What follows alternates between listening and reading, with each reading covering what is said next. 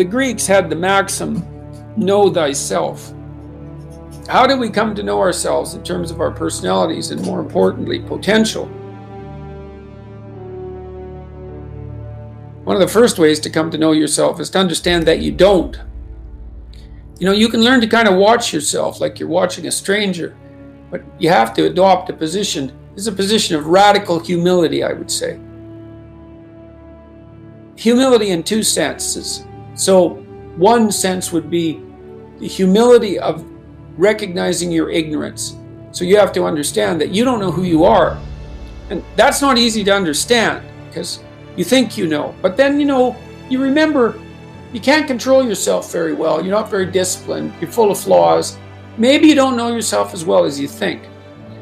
But it's hard to get low enough to understand how deeply it is the case that you are ignorant about who you are. Now there's an upside to that too, which also is that you're also ignorant about who you could be. And so the discovery of that, is some reward for the horror of determining who you actually are.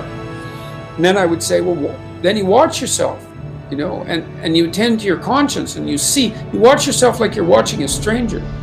You watch what you say and you listen. You think, well, what sort of person would say that? And how am I reacting emotionally when I'm communicating in that manner? Is that making me feel stronger or weaker? Is it filling me with shame? Is it helping my confidence? Am I laying out a lie? Am I deceiving myself and other people? Am I adopting this personality at parties that is designed to impress and to amuse, and it comes across as nothing but like self-centered narcissism? What are my dark fantasies? What are my aggressive fantasies? What is it that I'm willing to do? What am I interested in so that I'll spontaneously pursue it? What do I procrastinate about and why? What am I unwilling to do? What do I think is good? What do I congratulate myself for accomplishing? And what do I berate myself for failing to confront and to implement? Those are all incredibly complicated questions, and you don't know the answers to them. So that's a start. And then in terms of potential, well, you'll discover a little bit more about your potential as you discover who you are, especially the darker parts of yourself, because then you discover your potential for mayhem. There's some real utility in that.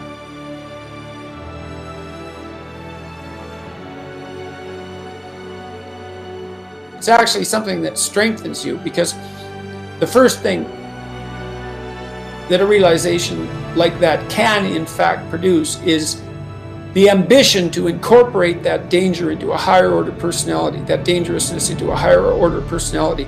And that can make you implacable.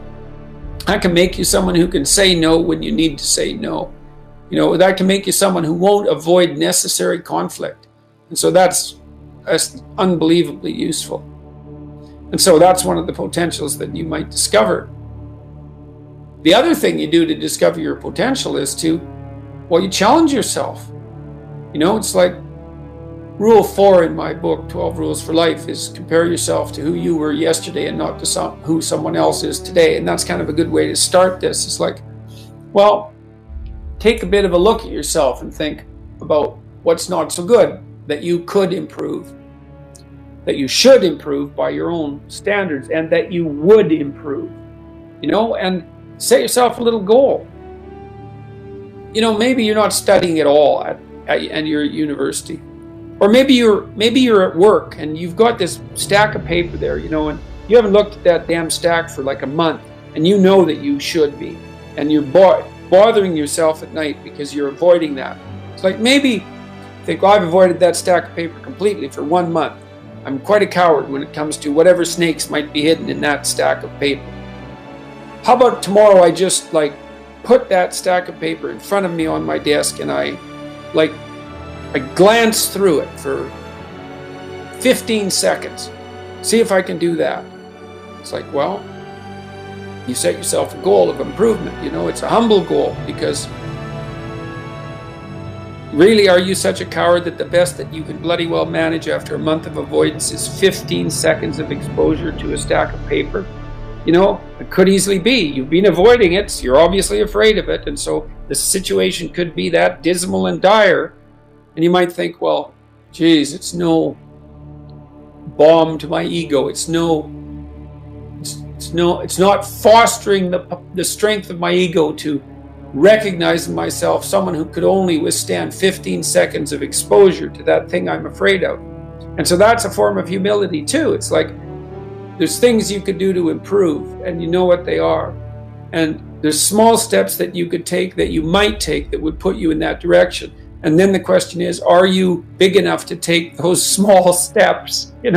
Are you capable of grappling with the fact that you're fundamentally flawed to the point where you have to break things down into almost childlike steps in order to manage them? And the answer to that is, yeah, you are.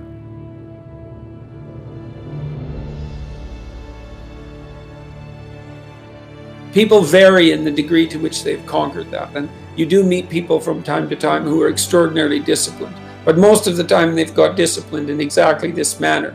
It's through slow incremental improvement. And then you challenge yourself. It's like, well, could I do this? That would be better. And you find out. And then you think, well, is there something slightly larger and more challenging that I could do? That would be better. And you try it and you find out. And as you try it and you find out, generally you get better at it and you can take on larger and larger challenges.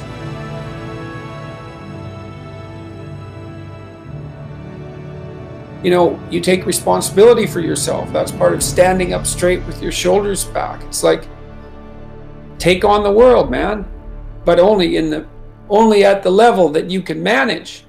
When you're ignorant and biased and deeply flawed and immature, it's where everyone starts. You don't want to bite off more than you can chew, but it doesn't mean that you can't wrestle with part of reality. Some part that's small enough so that you have a good shot at victory.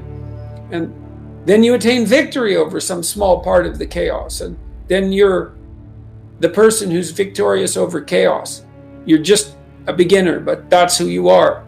And then maybe you can get unbelievably good at that. And maybe you can ally to that the ability to recast tyrannical order into chaos and restructure it into something deeper, more profound, and more suitable for human habitation.